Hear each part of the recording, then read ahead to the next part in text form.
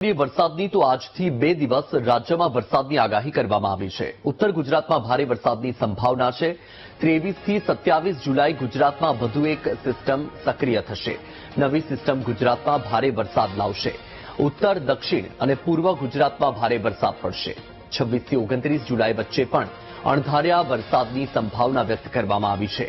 હવામાન આગાહીકાર અંબાલાલ પટેલે આગાહી કરી છે। 6 થી 10 ઓગસ્ટ વચ્ચે દક્ષિણ ગુજરાતમાં ભારે વરસાદની શક્યતા। આગામી દિવસોમાં વરસાદની સ્થિતિ અંગે જોઈએ તો આ સિસ્ટમ હમણાં જે ગુજરાત તરફ આવી હતી તે લગભગ ઉત્તર ગુજરાતના ભાગોમાં થઈ છે।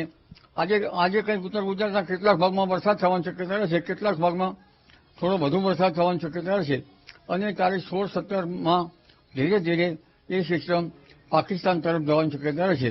એ તારીખ 18મી સુધીમાં આ સિસ્ટમ પાકિસ્તાન તરફ જવાની શક્યતા રહેતા લગભગ ગુજરાતમાં વરસાદનું પ્રમાણ ઘટી જવાની શક્યતા રહેશે। પરંતુ ત્યારબાદ એક બંગાળના ઉપસાગરમાં એક સિસ્ટમ બની રહી છે, જે સિસ્ટમ મજબૂત થઈને તારીખ